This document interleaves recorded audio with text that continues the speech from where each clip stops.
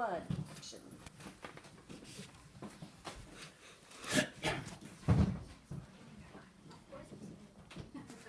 There was once a synagogue that was looking for a clergyman, for a rabbi to take over the shul.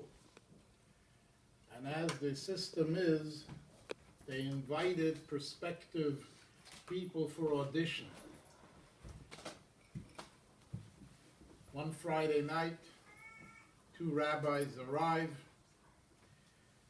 and they're waiting so that tomorrow morning during the sermon, each one will be able to give their respective sermon, and hopefully each one will be hoped, at least, that they will be the one chosen to be the rabbi of this particular shul. Shabbos morning comes around. The first one gets up and starts giving his sermon.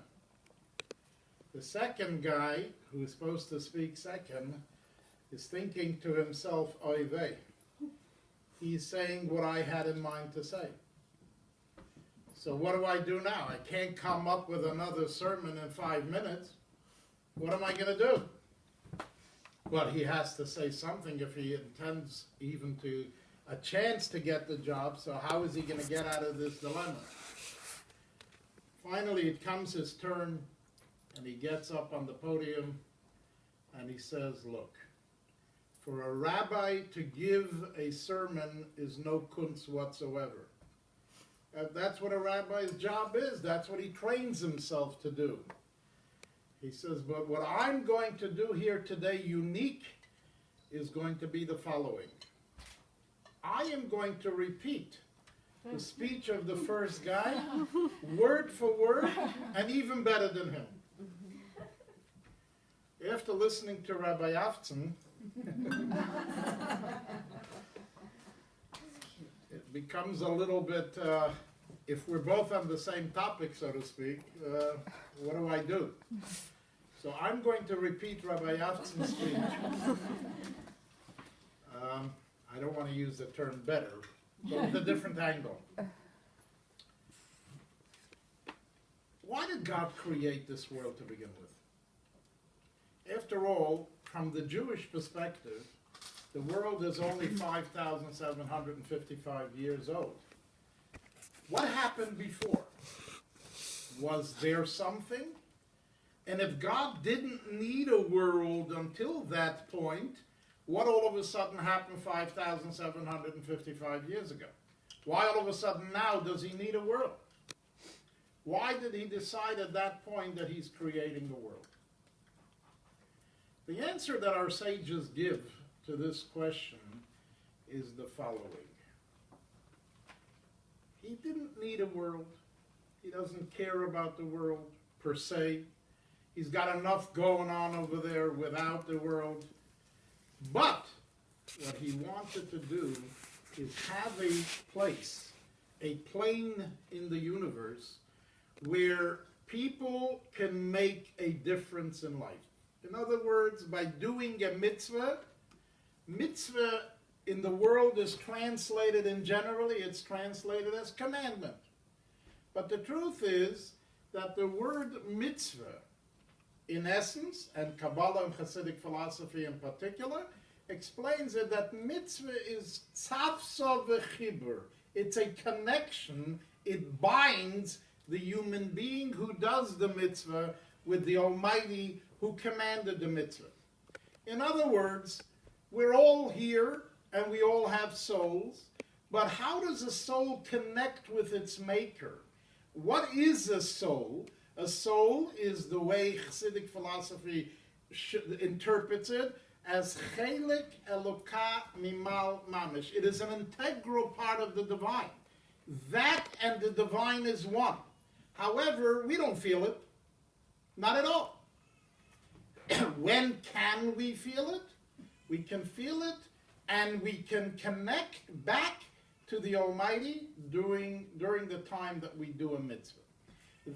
Therefore, God gave us mitzvahs letzavos as Bnei Yisrael in order to connect, to bind, and to give the Jewish soul the connection with the divine.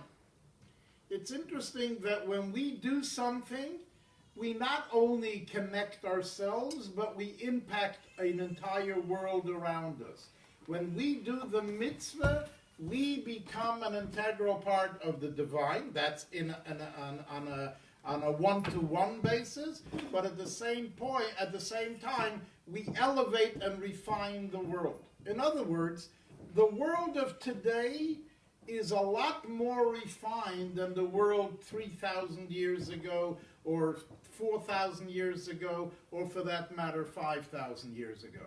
When Adam and Eve were around, to them, eating of the apple was already, wow, this already destroyed and did everything and made the biggest mess that could have been, which caused, as we all know, death on the world. God basically created a world, or to use the words that Rabbi Afson used earlier, that when he created the world, Breishis bara Elokim, in the beginning God created a world, V'ruach Elokim merachefes al pnei hamoyim, that the Spirit of the Almighty hovered over the firmament, whatever that means in English translation.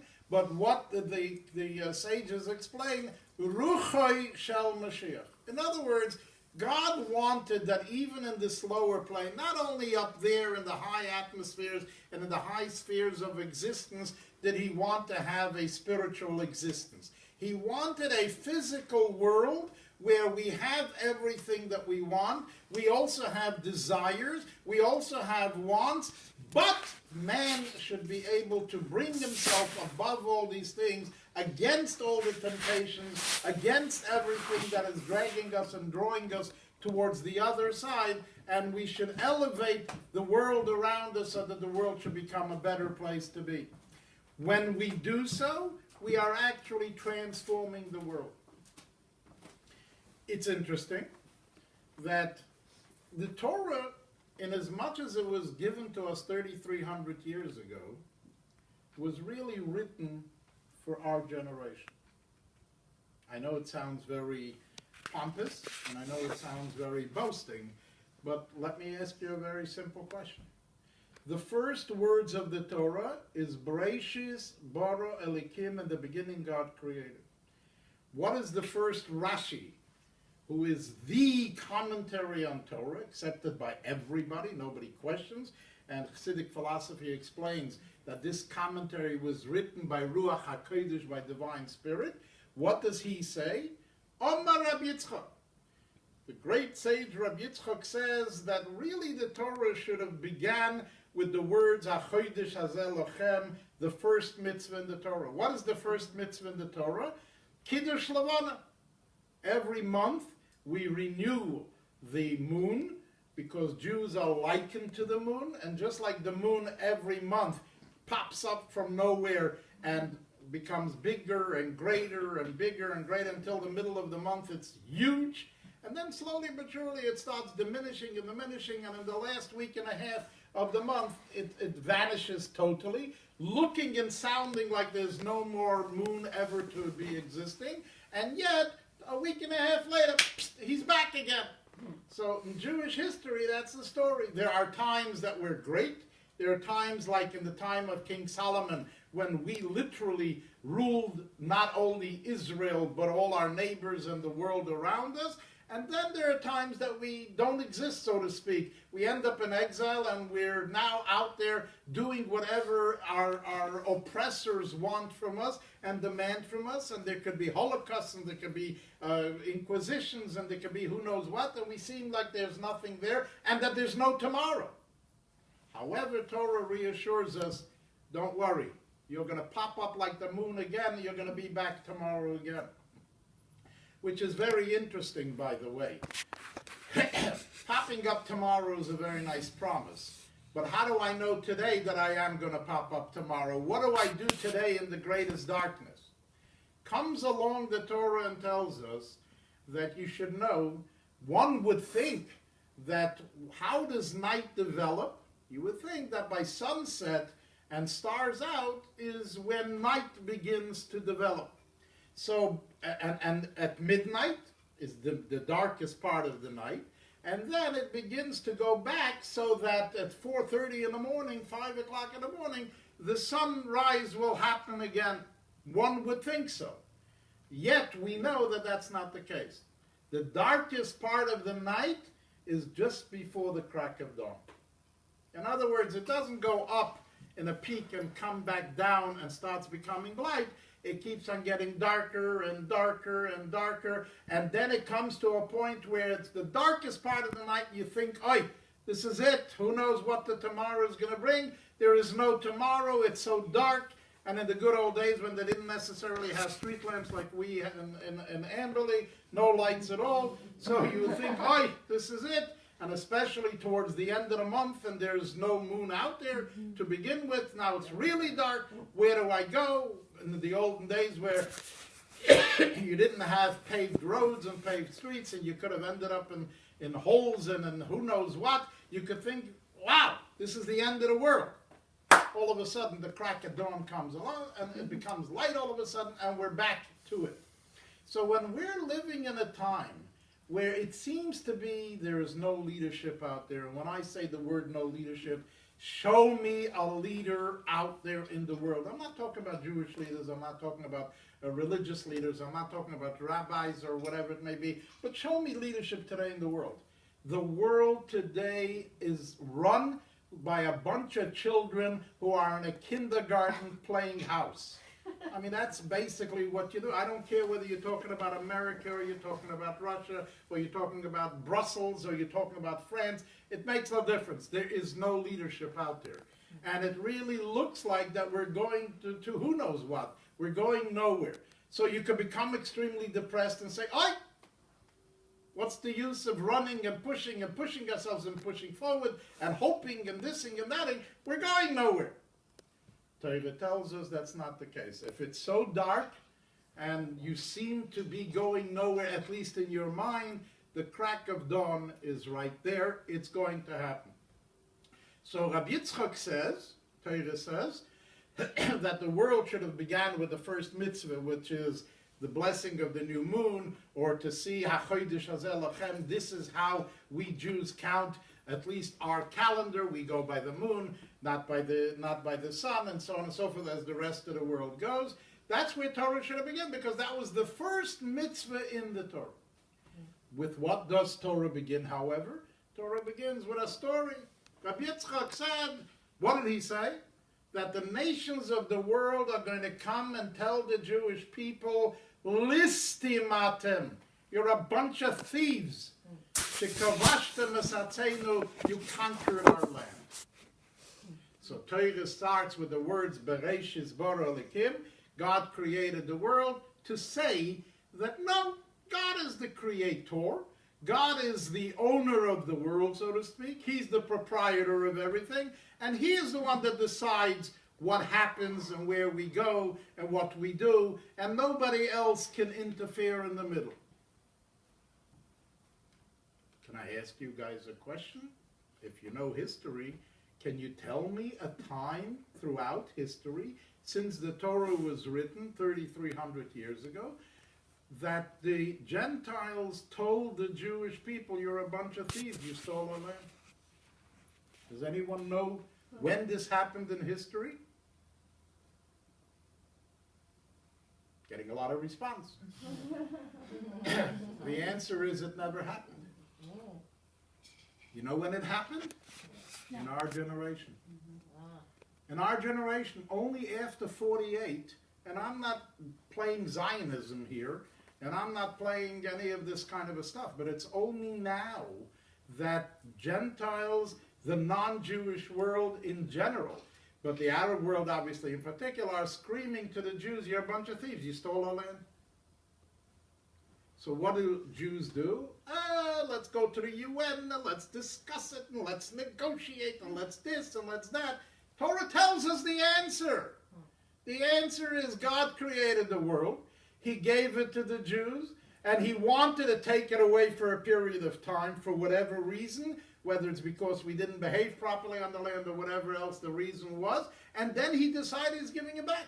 If anybody can tell me that it ever made sense when we took hold of the land again in our day and age, and that would happen naturally, I would love to hear that, but I think I'm familiar a little bit with history, and I know that we got the land in 1948, we got it by loudspeakers, not by ammunition.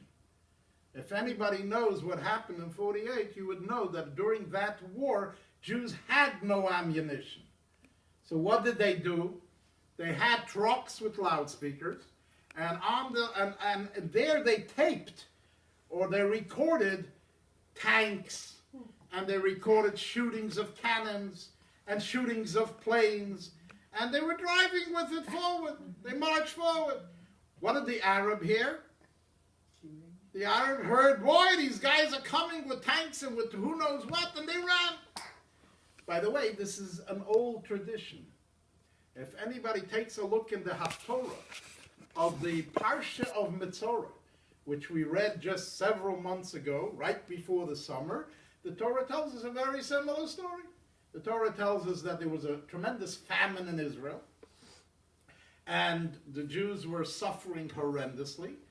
And then all of a sudden the Torah tells us that there were 4 people that had leprosy. And from halachic standpoint, the person that had leprosy had to camp outside the entire camp. He couldn't live in with everybody because he would contaminate the rest of the people. So these 4 guys end up in the street. They end up outside the camp. And in those days, it was a gated, how should I say, the capital of Israel was gated as it is today. It was locked up. So they were outside in the street. They got hungry. They needed to eat. So they said to themselves, what are we going to sit over here and die from hunger? We're going to go into the enemy's camp, because this is the middle of a war. We're going to go into the enemy's camp, and we'll see. If we get killed, we're dying anyway. If not, we may have a chance for survival. So what do? The Tanakh tells us that they went across to the enemy lines, and sure enough, there's nobody there. They walk into one tent that's empty, another tent that's empty. In the meantime, they took food, and they found food, and they ate. Now they felt that they have an obligation to come back to the king and to the Jewish people and let them know there's food out there. What are you sitting over here and starving? Go out there and have some food. So they come back, and they want to go in to tell this to the king and to the ministers. And they do. The king was hesitating whether or not to do it because the king felt it was a ploy. That this was a ploy to draw them into, and then they would ambush them and kill them. So these 4 guys said, what are you frightened about? What are you afraid of? Go. And again, over here you're going to die from hunger anyway, so you have nothing to worry about. Take a crack at it. Send out a tank or 2, or in those days it was a donkey or 2. Send them out across to the enemy line, and you'll see what happens. And if you succeed, we'll have it. Now we have to remember that there was a prophet who lived at the time, and just the day before, this prophet said the following, or the Tanakh refers to him as Ish HaElikim, the man of God. No name given, so we don't even know what his name was. Ish HaElikim, the man of God. This prophet said, this Ish HaElikim said, that tomorrow the price of wheat will be so dirt cheap that it will be just unbelievable.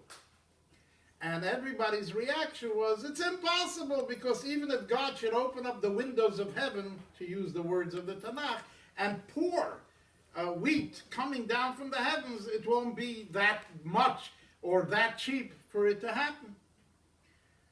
The king finally was swayed by his ministers, and he decided, yes, he's going to send the first jeep across, and we'll see what happens. We have nothing to lose.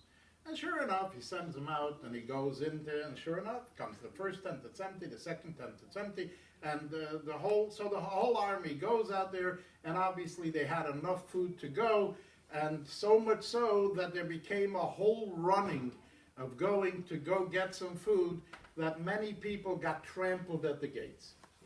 And the Tanakh tells us that those who believed in the Ish HaElikim, those who trusted the man of God, they are the ones that survived.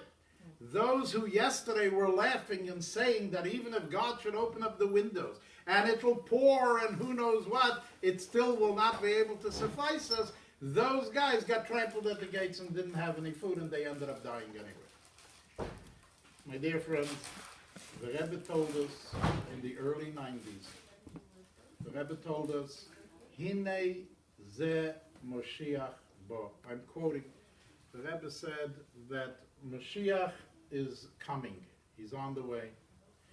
Then in 92, he added, not that he's coming, shekvar bo. He's here. In other words, if you open up Jewish code of law, or for that matter, you don't even have to open up a code of law. You can open up your siddur. For those who pray every day, especially in a non-Chabad siddur, at the end of the service, you recite the Ani Mamins, the 13 principles of faith.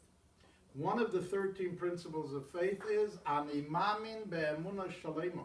I believe wholeheartedly bevias HaMashiach, in the coming of the Messiah. V'af al pi she'is mameya. And despite the fact that he's tarried for so long, I look forward to his coming every day. Our sages ask a question: how do you translate those last few words? As a statement, in other words, once a day I look forward to his coming, or kama, I look forward, kama b'chol yom, every moment of the day, sheyavoi. In other words, if it is 9 o'clock in the morning and I looked forward for his coming and he didn't show up, I say kama, sheyavoi. So he'll come 9:30. If it's 9:30, he didn't show up yet, my obligation and belief of his coming is he's coming 9:35. It didn't happen 9:35, okay, 9:45. But I keep on, all day long, I keep on saying, if it didn't happen yet, it's going to happen in a minute from now. And our sages basically explain that that is precisely how we read that translation of the word achakeloi bechol yom.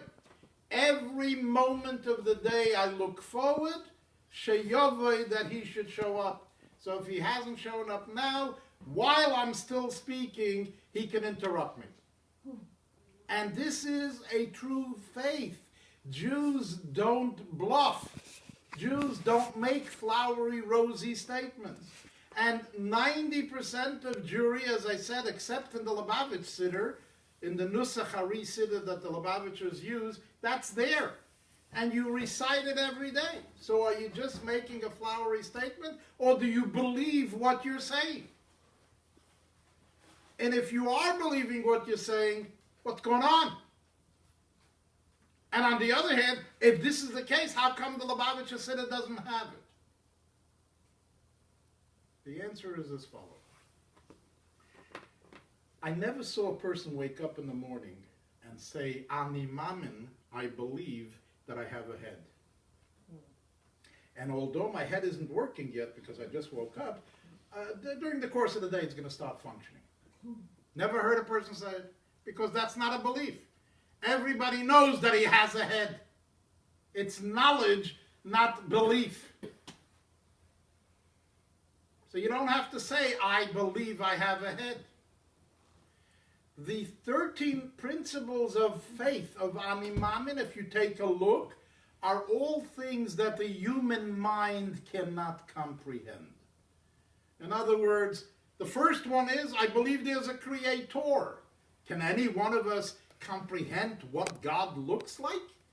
Or how he functions? Or what he does? Or God said, God stretched out his mighty arm. Today we read in the Torah that God stretched out his mighty arm and he took the Jewish people across the Red Sea.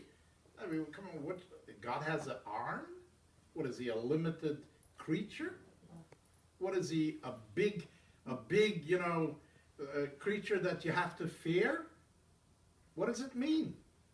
But again, to use what our sages tell us, our sages explain that Torah talks Keloshen B'nei Odom.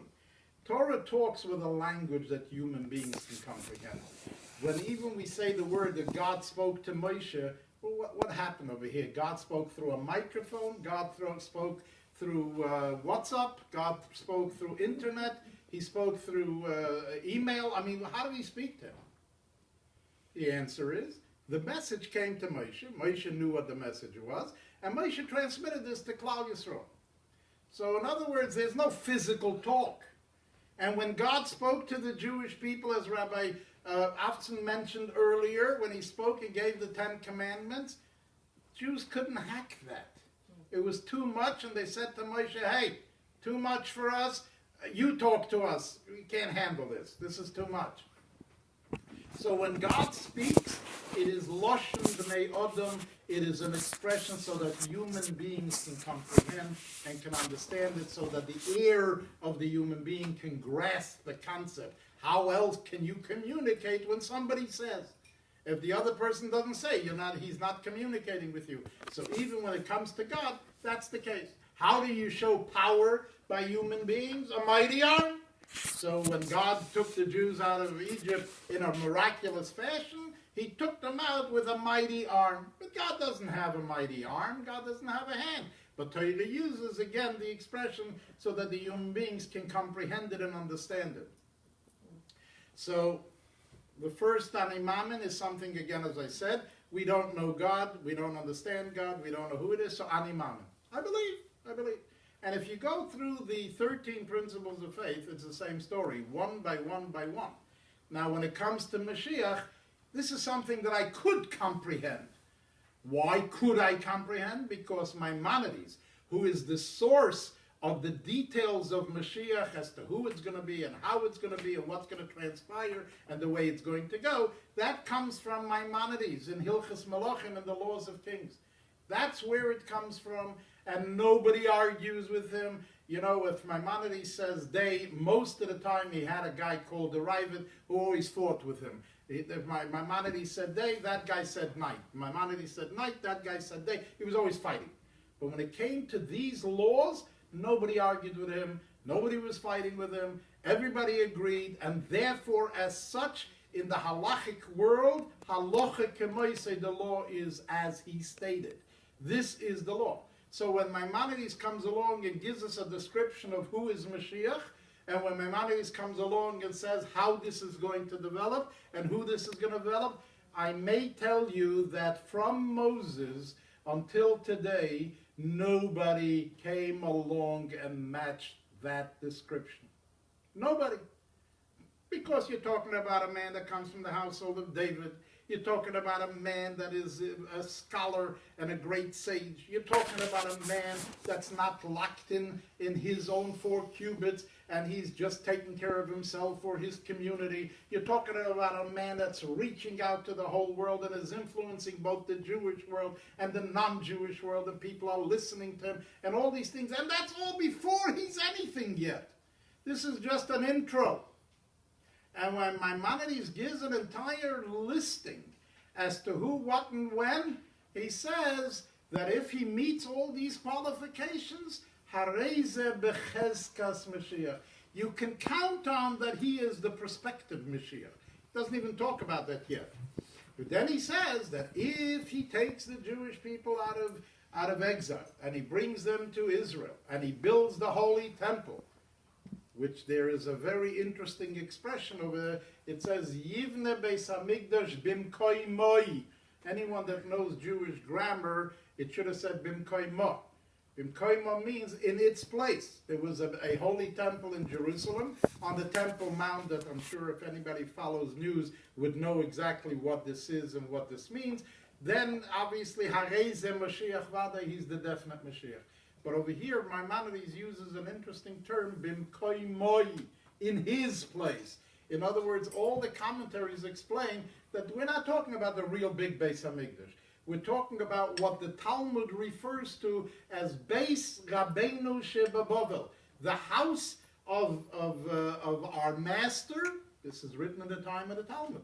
The house of our master in exile, in his place where he lives, way before he comes to Israel yet. then it says clearly that if he does that, he's Mashiach Vadik. So we have a clear description in Maimonides. Nobody argues with him. Nobody says anything. Nobody makes any differences. But if this is all the case and we have all the descriptions, why are we all still sitting in exile? We're all doing mitzvahs. There has never been in Jewish history that so many Jews as is today that are doing Torah and mitzvahs. In other words, today there are more people that are committed to Torah and mitzvahs than was even in the time of the Second Temple. I'm talking big times. And today there are more people doing it, and yet we're sitting in exile. We're not in Israel. Why?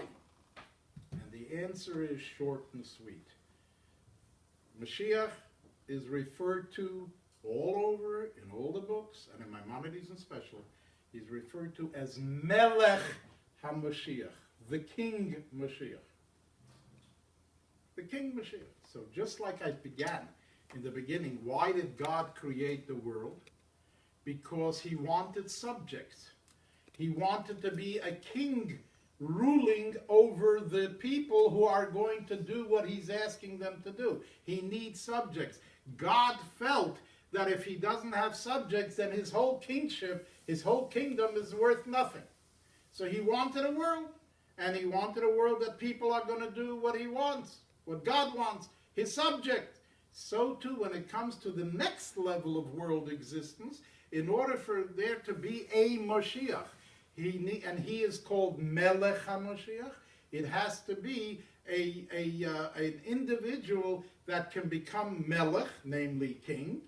Obviously, he happens to be a clergyman and a holy man as well, but he needs to have subjects that are going to accept him as being Mashiach. Without that acceptance, it's not going to happen. So really, this is a task that belongs to us. We, the people, have to wake up one good day and say, you know what, we must coronate a king. We must coronate a Mashiach. And I don't have any problems who you decide to coronate. People ask me over there, who says it's this one, who says that one, maybe it's Rabbi Feinstein, maybe it's this Godel, maybe it's that Godel. You know what? God bless you. You want to tell me that it's Rabbi? Fine, coronate him as the king. Nobody's arguing with you. In the days when Rabbi Feinstein was alive, you felt it was Rabbi Feinstein. Fine, coronate him as the king. Nobody's telling you not. Nobody's coming and telling you those people. If they meet the criteria, God bless you. So what we have to do, and maybe if we do this as a result of tonight's Malav Malka, and we do some soul searching before we go to sleep, and we do some soul searching tomorrow, and the day after, and the day after, and we decide that we are going to study these laws. There is a whole section of laws called Inyone Moshiach U'Geula, things that are pertinent and things that are relating to Mashiach and redemption. Let's learn it, and let us come to the conclusion. What we have to do, and when we do it, there is the concept of Kabbalas HaMalchus, accepting his kingship, and be that the case, there's no doubt in anyone's mind, there's no doubt in anyone's thoughts, that if we are accepting the rule of this Mashiach, whoever it is, but if we accept the rule of the person that meets the criteria, and we accept him as our king, that there will be a revelation momentarily, immediately, without any further waiting. Thank you.